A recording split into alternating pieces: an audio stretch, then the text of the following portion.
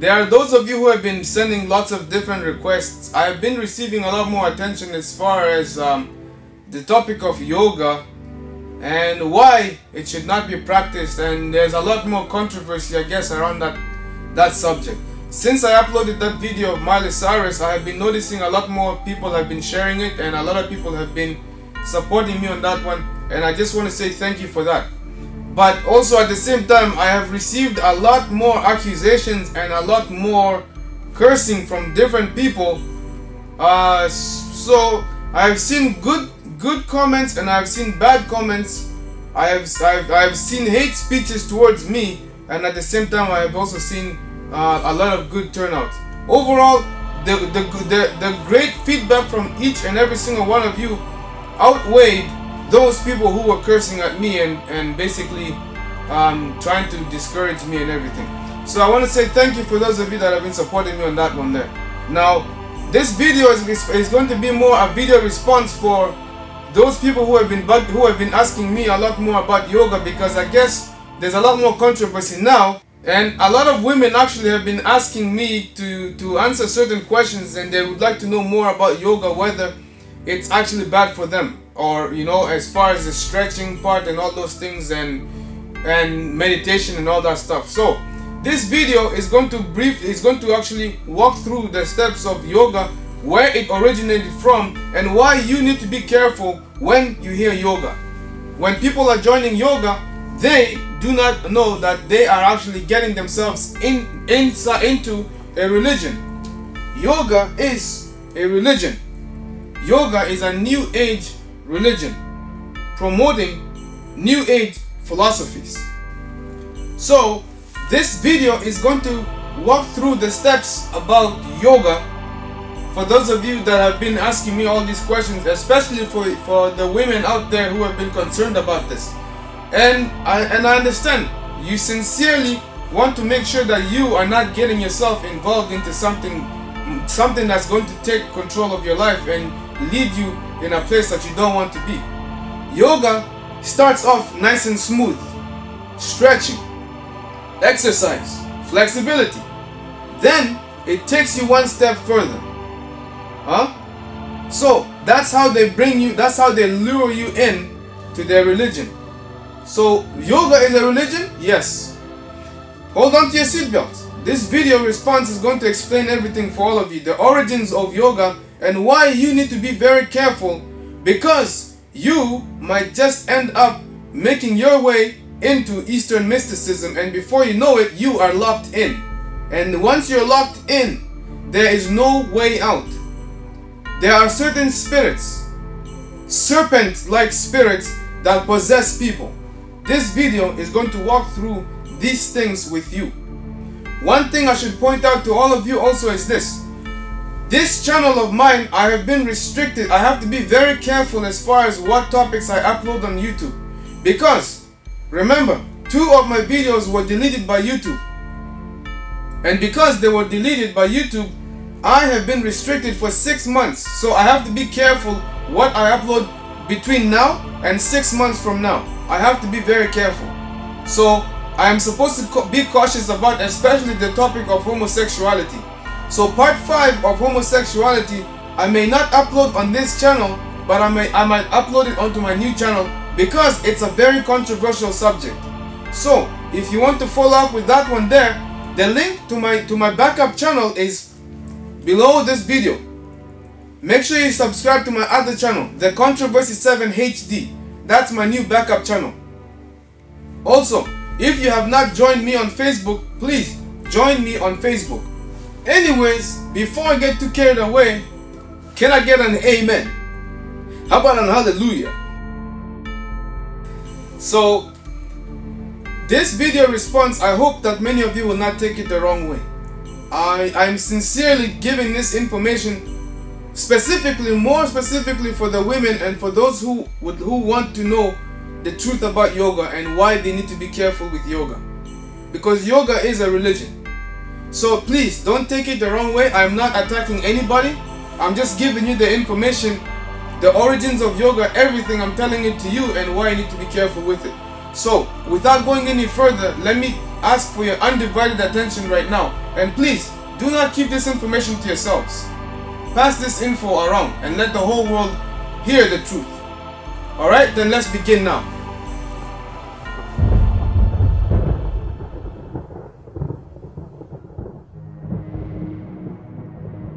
I'm going to make this nice, short, on point, and easy to understand. So it is going to be worth it for you to be able to pass this information around and not keep it to yourself. Because this is something that the majority of people do not know about. So, without wasting much time, let's begin at the very basic.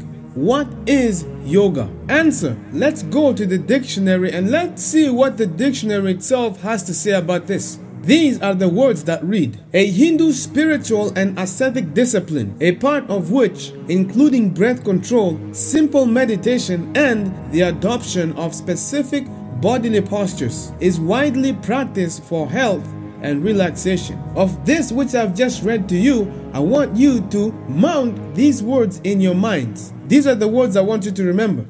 A Hindu spiritual and ascetic discipline. For the sake of those who do not understand it, well, let's go to Wikipedia. It actually gives an accurate, simplified definition of what we just read. These are the words that read, and I quote, yoga is the physical, mental, and spiritual practices or disciplines which originated in ancient India with a view to attain a state of permanent peace. The term yoga can be derived from either of two roots. They are the following. Yes, these words are hardcore for me to pronounce. In fact, they are too hardcore to the point where if I was to try and pronounce them, I probably would make a fool of myself. So, this is what I want you to understand from that which I have just read to you. Yoga simply originated in ancient India. And here's another accurate point. Listen to these words. Various traditions of yoga are found in Hinduism, Buddhism, and Jainism. Take these three isms, combine them together, and you get one big fat ism called paganism or heathenism. That's right, these three religious bodies are all under a big wing of paganism. And paganism simply describes the practice of worshipping something other than the God of the universe. And the placement of anything before God is idolatry. The second commandment of God, which was written in stone by God's very own fingers, stands in opposition of any pagan traditions. Listen to these words. Thou shalt not make unto thee any graven image or any likeness of anything that is in heaven above, or that is in the earth beneath, or that is in the water under the earth. Thou shalt not bow down thyself to them, nor serve them. I think it is obvious that we all know that Eastern mysticism is strictly paganism. And anyone who knows the history of paganism will be quick to note that paganism has been around for thousands of years. And you know what, ladies and gentlemen, the interesting thing is this: the positions or postures of yoga, these have been found in artifacts dating to over 3,000 years BC. So what exactly am I trying to get across? It's simple. What you are getting yourself involved in is in fact a practice that has been taking place for thousands of years, and this is not something new. In fact, not just in Hinduism or Buddhism, but yoga was also found in shamanism. And that is another ism added to the equation. Altogether now we got 4 isms added together, bringing one big fat ism called paganism. Why the big heavy emphasis, you may ask? Well, paganism is something that no one should even dare to go near. What is wrong with paganism, you may ask? Well, the answer is quite simple. Paganism is simply another way of describing the occult. And paganism is not just divided into a few groups here and there. You see, there are many ways whereby an individual can enter into the world of the occult. And let me put heavy emphasis on this so you understand for yourselves. While there are many paths which lead to destruction, there is only one path which leads to salvation. There are many paths which will lead you into paganism and into idol worship and even bowing down to and worshiping spirits of devils. However, there is only one way which leads to salvation, and this is the pride of the Christian. This is the Christian hope. There is only one way, and that way is through Jesus Christ. The Bible says the following: Jesus saith unto him, I am the way, the truth, and the life. No man cometh unto the Father but by me. Nor is there salvation in any other, for there is no other name under heaven given among men, by which we must be saved.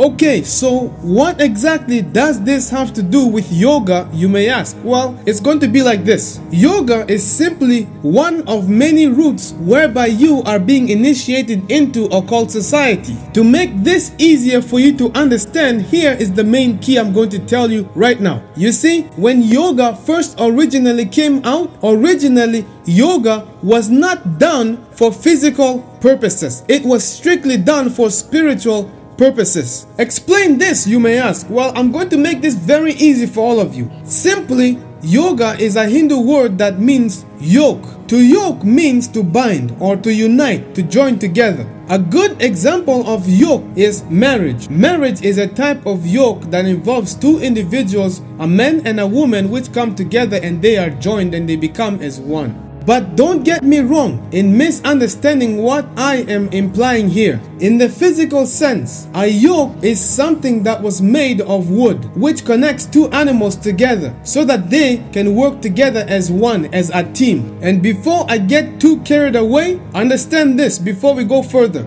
Yoke simply means to unite or to bind. So, what does this have to do with yoga?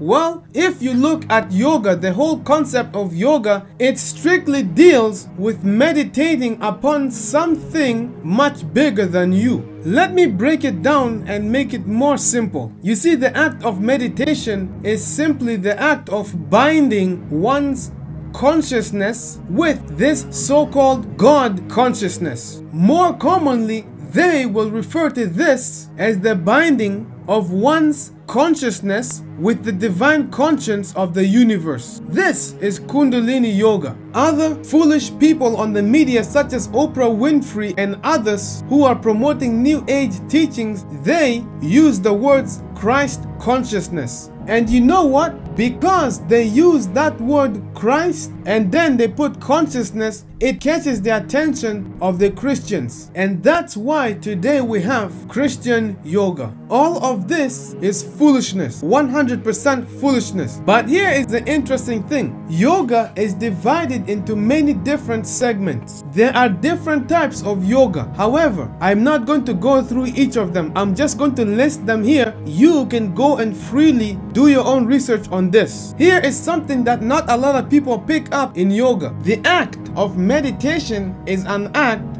of submission. Let me repeat that again. The act of meditation is an act of submission. Being in a state of meditation goes like this. You go to the point where you relax yourself, where you are in a sleep state while you're still maintaining your consciousness. So in a way, it's you going to sleep, but you're not fully asleep. Your conscience is fully aware of what is going on. However, you are to let go of your body. You are to not think of controlling your body. You are simply to be away. What you are simply doing is clearing your mind. You are emptying your mind. When you clear your mind, you are also to let go of your body. Let go of your body. Let go of your temple. Then people begin to experience astral body projections and lucid dreaming. One thing I should point out to all of you is this. You all need to be aware that just as other religions, yoga itself has its own master. And here in Eastern mysticism, Hinduism itself tells us who is the Lord of yoga. The Hindu god Shiva is known as Yogeshwara. or Yogi Shwara. Anyways, I'm not about the pronunciation, but it means Lord of Yoga. So, a Hindu god known as Shiva is referred to as Lord of Yoga. So in the end, you think that when you are meditating, you are just meditating upon nature and upon good things and all these things when you're practicing yoga, when in actuality, you are in fact paying homage to the Lord of Yoga himself. Welcome to the occult society. And for those of you who do not know who Shiva really is, Shiva is a demon. Shiva is a very dangerous god of Eastern mysticism. Shiva is also known as the Destroyer. So here is what I want you to rivet in your mind. Shiva is not only the Lord of Yoga, but Shiva is also known in Hinduism as the god of the destruction of this world. He is the destroyer. Why am I putting heavy emphasis on this, you may ask? Well, all I am doing is putting heavy emphasis on these things and pointing them out to you so that you will know exactly what it is that you are getting yourself into. Do not just blindly follow and jump into something without examining the roots of it. And you see, ladies and gentlemen, I want all of you to observe this clever tactic of the devil. You see, he uses women to promote yoga and to bring it into Western civilization. Women make everything look attractive. Yoga looks attractive. And when you see women doing yoga, you're going to start rolling your eyes and you're going to be like, damn, I'ma join this sport. And that's exactly how it works. Truth be told, 100%, most people initially join yoga of good intentions. They join yoga to improve their well-being and health and flexibility. However, when one goes deep into yoga, what they then begin to experience is that it is more of a spirituality than it is a physical exercise. In the real sense, what ends up happening is you end up being in yoke. You end up binding your mind with that of a demonic spirit. Another thing I want to point out to you, ladies and gentlemen, is this. If you look at the majority of these Hindu gods, you will find that they, for the most part, are associated with snakes. And speaking of snakes, in India, snake festivals are held every year, and these annual festivals are considered very sacred. These pagan festivals are considered very holy. In simplicity, all you must understand from this phrase is that snakes are worshipped in India. What does this have to do with yoga, you may ask? Well, take a look at these gods of Hinduism. They have snakes that are affiliated with them. And when people worship snakes, do you know who they are worshiping? They are worshiping that serpent of old. And in fact, it's not just in India alone. All throughout history, from ancient civilizations even until modern day times, people are still worshiping snakes. Stay with me. I don't want you to miss this point. Thus far, we know that people worship snakes in India. Where else can we find in history and in modern civilization? Now, what I'm going to list for you, all of you know this, well, all of you should know this, but if you don't, you can go and always do your own research on it. Anyways, I'm going to briefly just paraphrase all of these things. In ancient Egypt, they worship snakes. In ancient Babylon, they worship snakes. The Aztecs worship snakes. The Mayans, they too also worship snakes. The list goes on. Anyways, the bottom line is this. All throughout history, there have been nations of different civilizations that all worship one thing in common. Snake worship, sun worship, idol worship. These things are predominant in the occult society. So what does this have to do with yoga, you may ask? The answer is simple and plain. This has everything to do with yoga. More specifically, let's take a look at Kundalini Yoga, which they mostly call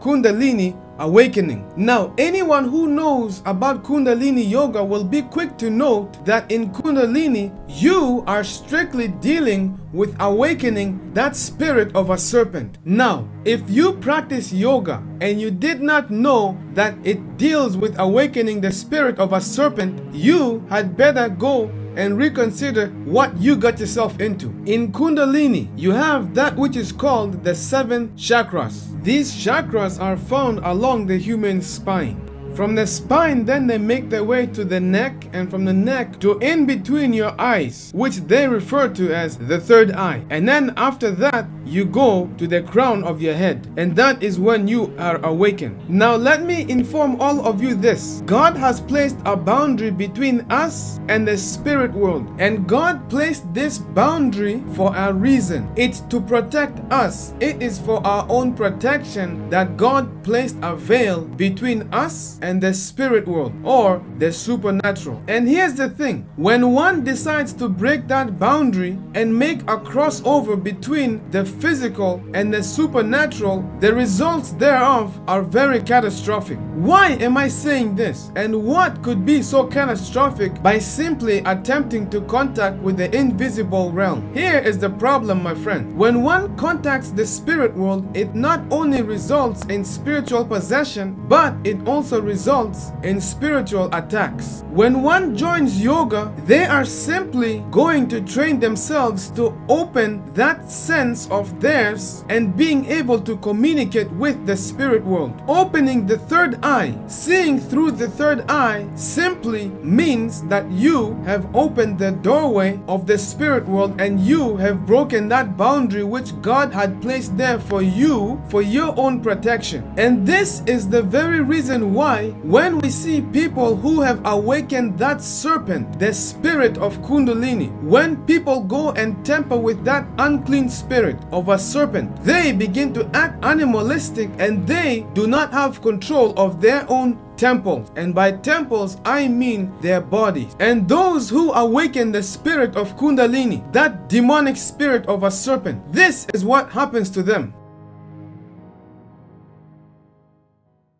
There are horrible dangers, but the worst danger is spirit contact. And that's what this whole thing is designed for, to make contact with the spirit world, to pick up spirit guides. And I have talked with many people in yoga, have made contact with spirit entities that have led them down a horrendous path of evil and destruction. I remember a friend of mine who was one of the leading rebirthers. It's another way it comes in. They regress you back. It's in psychology and psychotherapy. And they regress you back and you relive this birthing process. And he became a Christian, and he said that after his observation of this whole New Age scene out there, he became convinced that these techniques were specifically designed to break open doors and knock down barriers that God has placed within us to prevent a demonic invasion. Now, ladies and gentlemen, do you see the jerking motion? Do you see these kriyas, these jerking motions? You see, ladies and gentlemen, understand this clearly and don't confuse yourself. Many people think that just when they go to meditate, that is the only time that they will feel these jerking motions. But I want you to keep note of this, that when you awaken the spirit of Kundalini, that spirit of a snake, it does not need your permission the second time. You do not necessarily have to go in a state of deep meditation. It can come and act through you whenever it wants. Take a look at this.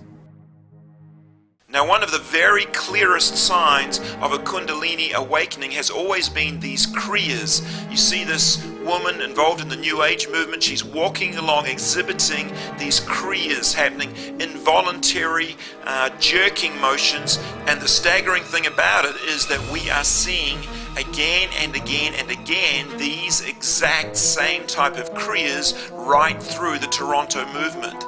This has always been one of the clearest signs of Kundalini that we know of. And I got that vibrating again. Lord, let everybody vibrate. aches and he grieves for your spirit. He grieves for you. Times and season by getting a hope from God, getting a hope from God, to be able to see, to discern the times and the seasons that's ahead of you. And the thing about the elephant, it wasn't just an ordinary elephant, it was a wild elephant, a wild elephant. It was radical, radical, radical, radical, radical. Now, if you think this is something, think again. Because there are people, many people, who could be in their homes watching television, or they could even be just doing something normal like normal people are doing, and all of a sudden they begin to jerk. The same jerking motions will start coming upon them, and then they begin to act animalistic. Now, I want you to take a look at this carefully. I want you to think to yourselves, do you really want to get yourself involved with something like this? Now, I want you to pay close attention. Before it gets to that point where you begin to get those extreme jerking motions, what happens is you go through a stage. You go through a stage of having unusual dreams. You experience more and more lucid dreaming, and you also experience more astral body projections. And those things, as I mentioned in my other video, they are all linked with paralysis. This is all a result of what happens when you go beyond your boundaries. These boundaries were put there to protect us from being spiritually attacked. Some people who have awakened that spirit of a serpent, what happens is that when they are sleeping at night, that serpent will awaken them. That's right, the same jerking motions will kick in. Now, ladies and gentlemen, please ask yourselves this question carefully. Do you really want to go to that point of awakening the Kundalini spirit? If you do, it's entirely in your hands. But when you get spiritually attacked, do not blame anyone but yourself. Here is the deception. I want all of you to make note of this deception very well. And this goes for a lot of you Christians out there. You see, the Bible tells us if we want peace or if we want any comfort in this life, we must have Jesus Christ. We need to look to Jesus Christ. Turn to Him. But yoga tells us to turn to ourselves, and we have to connect ourselves with the divine conscience of nature. In other words, don't go externally to Jesus Christ, but look internally to yourself. And when you turn internally to yourself and you ignore Jesus Christ and you unlock the boundaries which God has set there to protect you,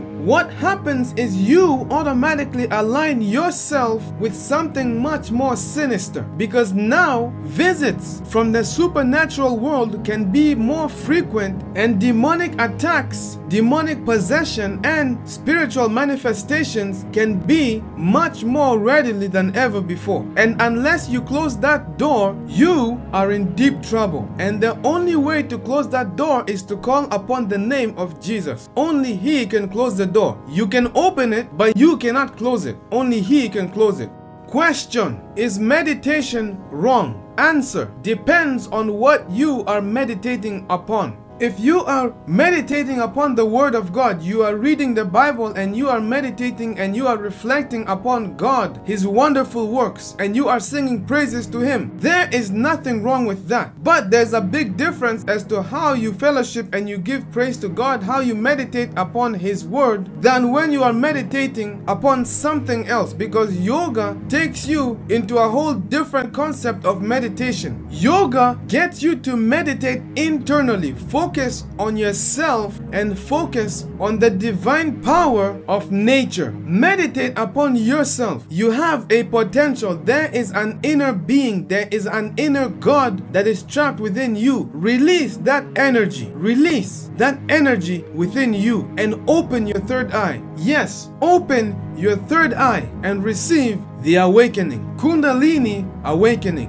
What is the moral of the story that I want you to get from this? I want all of you to be careful about what you get yourselves into. Yoga is one of many ways whereby an individual can be initiated into occult society and Eastern mysticism. There is nothing wrong with exercising and performing different styles of flexibility. There is nothing wrong with that. You just have to be cautious when they get you into that state of meditation. That is where you will find yourself in a whole different reality. Welcome to the New Age doctrines of devils.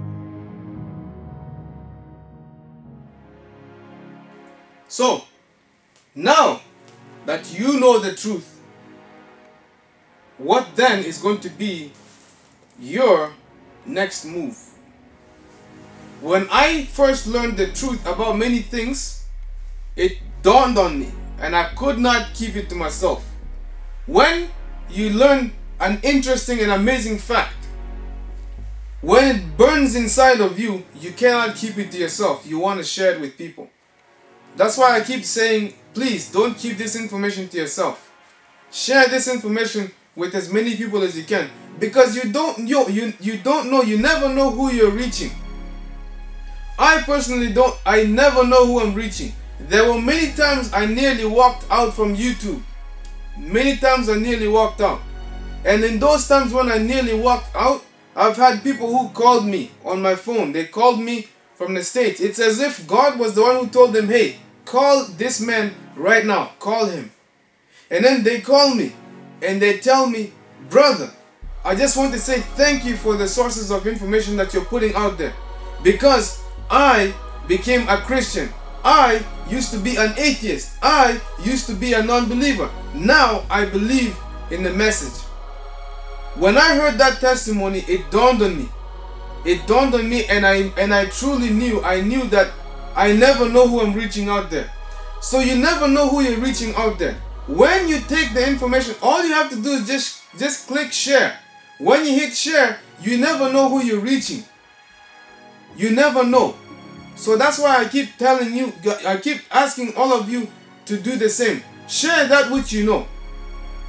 In fact, re-upload these videos onto your own channels. Re-upload these videos. I'm giving you permission to do that, because there's a lot more people out there who are in need of hearing these things. Especially the videos about drugs, which I'm going to continue doing, and all of those things. I am not leaving all of those series behind. I have not forsaken them. I'm in the making of all of those. It's just that I have so many things that's going on all at once in my life right now. But I'm asking for you to not keep any of these things to yourself, because you do not know who you may reach. I never knew who I was reaching out there, but there's many people who called me. They told me how they used to be basically atheists, hardcore atheists, and then they came across my channel, and the information that I was talking about drugs, and I talked about certain things in biblical prophecy, and they said it makes sense. I was surprised. And this is something that I'm not going to hide from you. This is something that helped me came back onto my 2 feet, because I nearly walked away. So I just want to say, don't keep these things to yourselves. For those of you who have been supporting me from the very beginning, I want to say thank you. Thank you. This fight is not just me alone. All of us are in this together. So, thank you once again for tuning in and for watching the Controversy 7. Until next time, stay tuned. And if you haven't subscribed, subscribe now, because there's a lot more interesting stuff that's going to come across your way. And keep an eye out in this channel in the next couple of weeks. A good, interesting video is coming your way. Thank you once again.